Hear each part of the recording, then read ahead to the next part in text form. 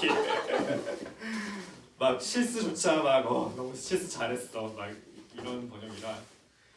왜냐면 정보라 작가님이 정말 그러니까 좋은 글은 번역하기가 쉬워요. 나쁜. The delivery waiting room was full of other women with bellies as big as Namsan Mountain, some clinging to their husbands' arms and screaming that they were going to die, while others were nonchalantly walking around, quietly sobbing or conversing with nurses. As for her, the fetus was threatening to burst out at any moment, and her body was slowly cracking open with each kick.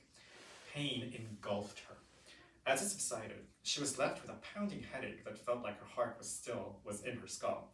The nurses urged her to walk if she wanted the baby to come out quicker, but her headache was so intense that she couldn't even sit up.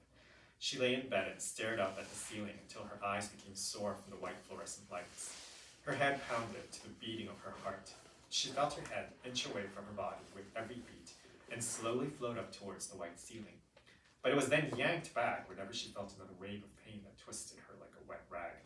The alternating contractions and headaches lulled her into an eerie sense of calm as her vision was flooded with white light. The intervals between contractions became shorter and the pain unbearably long and violent.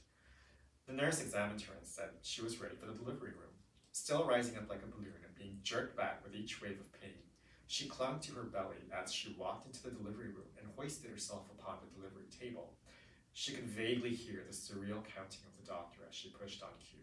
Again and again, and a lump slipped out between her legs, or rather flowed out. She felt a wonderful relief in her belly. She lay there quietly, waiting to hear the baby's cries. Everything was silent. Neither the doctor nor the nurse moved. No one spoke. She barely managed to whisper, "What is it? Is it dead?" There was no answer. "Is the baby dead?" Terror and despair pierced through her blinding white senselessness and throttled her. She looked about the room and struggled to sit up. A nurse gently took the baby from the doctor and handed it to her.